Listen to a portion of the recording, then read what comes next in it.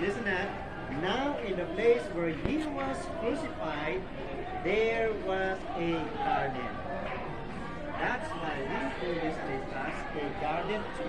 Okay? And in the garden, a new sepulchre or tomb wherein was never man yet laid. There laid Jesus, therefore, because of the Jews' circumcision day, for the sepulchre was nigh at hand.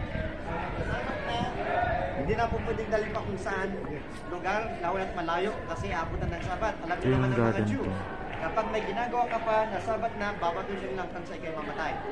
So what they did is they covered the name of Jesus Christ. So from there was a garden close to the crucifixion site and to the distance.